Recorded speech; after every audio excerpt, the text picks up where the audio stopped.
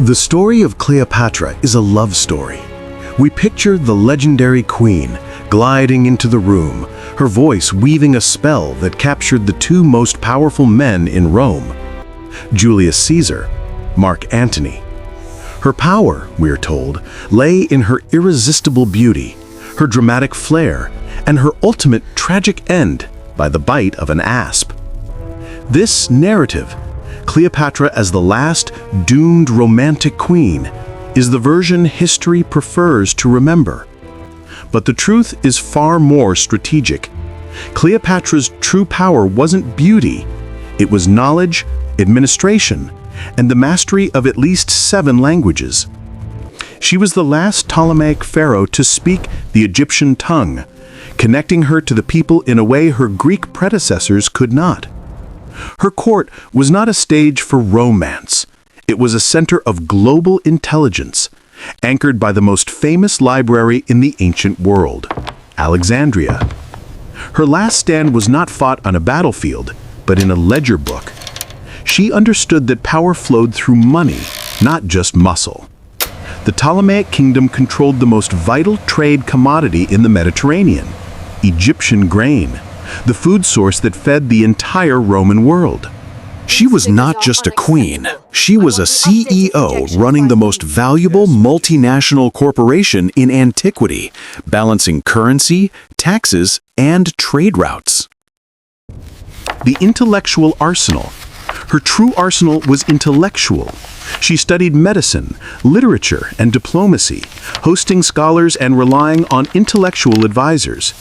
The library wasn't a static collection, it was her active research department, providing her with the political, historical, and strategic intelligence Rome desperately needed. The anomaly is this: she sought to win a war of muscle using the methodology of the mind. And for years, it worked. Cleopatra immediately took action to stabilize the Ptolemaic economy, which was reeling from decades of Roman intervention and internal strife. She reasserted control over the volatile Egyptian currency, issuing new, consistent coinage with her portrait to project sovereignty and stability. She utilized a unique system of taxation on imported luxury goods, maximizing revenue without overburdening the crucial grain farmers. This delicate balance ensured the most valuable asset in the Mediterranean, Egyptian grain, remained stable and predictable. Rome could not survive without this grain. This massive food source became her ultimate non-military defense mechanism against Roman aggression. She used this grain as diplomatic leverage, holding Rome's hunger hostage during periods of internal political chaos after Caesar's assassination. Beyond finance, her true arsenal was intellectual. She studied medicine, literature, and diplomacy, hosting scholars and relying on intellectual advisors. The Library of Alexandria wasn't a static collection. It was her active research department, providing political and strategic intelligence. Her fluency in at least 7 languages, including Egyptian, Greek, and possibly Latin, gave her an unprecedented diplomatic advantage. Roman diplomats, often relying solely on Greek translators, were always one step behind the queen, who was listening to their true intentions in their native tongue. She understood that the war would be won by the most informed side, treating information as the most vital commodity in the Mediterranean. Even her public persona was a careful methodology. She deliberately adopted the image of the Egyptian goddess Isis to connect with the populace. This was administrative brilliance, blending her Greek heritage with Egyptian tradition to legitimize her rule and ensure loyalty against Roman propaganda. Her last stand was a calculated risk, designed to preserve the Ptolemaic line through her children, ensuring a dynasty would survive the Roman storm. The War of Wills was a conflict between Rome's military methodology and Cleopatra's administrative methodology. She sought to win a war of muscle using the methodology of the mind. And for years, her strategy worked perfectly, neutralizing Rome's territorial hunger. But as Octavian consolidated power, the intellectual battle required a final, desperate move that would cost her everything. We now examine the final pieces of her complex methodology. One of her first acts was stabilizing the volatile Ptolemaic silver currency, ensuring its weight and value were consistent despite the chaos of the Roman civil wars. This financial discipline, rare in the late Hellenistic world, bolstered trust in the Ptolemaic name and secured her essential trade partners. The strategic management of Egyptian grain, held in immense state granaries, was her true leverage against the hungry Roman populace. She effectively weaponized Rome's greatest weakness, its dependence on external food sources, to prevent riots and political destabilization in the capital. Her strategy with Julius Caesar's son, Caesarion, was dynastic. He was the living, breathing claim to Roman legitimacy within the Egyptian monarchy. By positioning him as the rightful ruler, she created a direct, unassailable blood link between the Ptolemaic dynasty and Rome's most powerful man.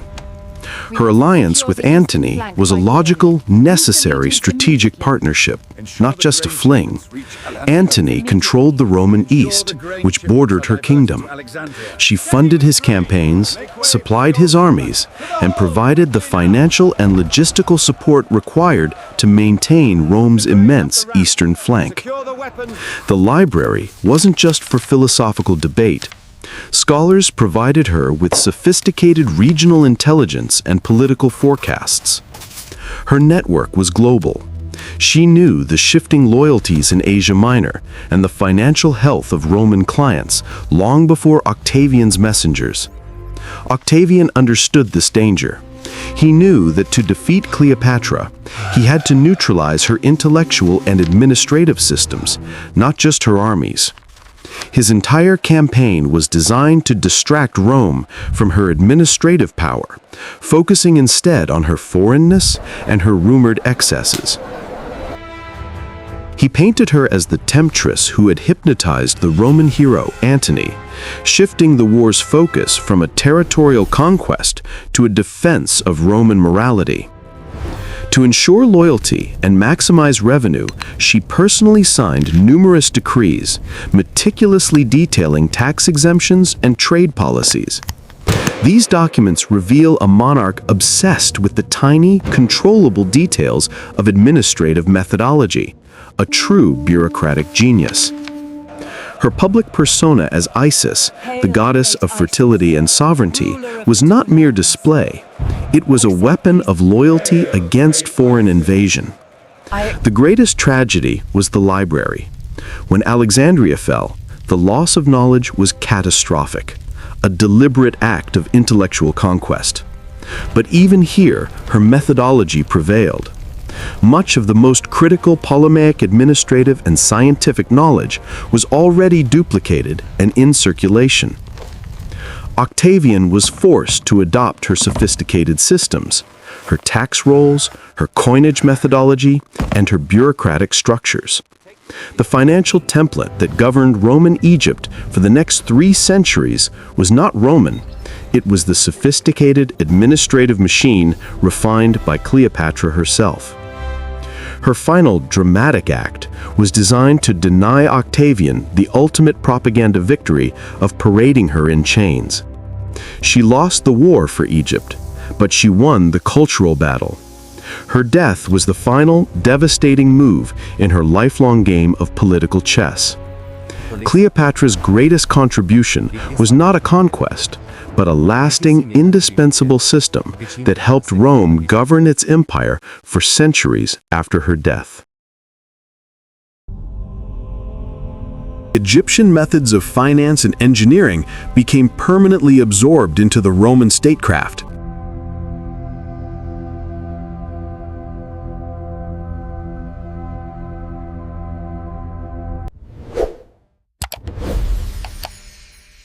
This is the Anomaly TV. If you want to dive deeper into the hidden histories and methodologies that define our world, please subscribe now. Next week, we reveal the shocking truth of ancient Chinese medicine that saved millions of modern lives. Click on the thumbnail to watch it now.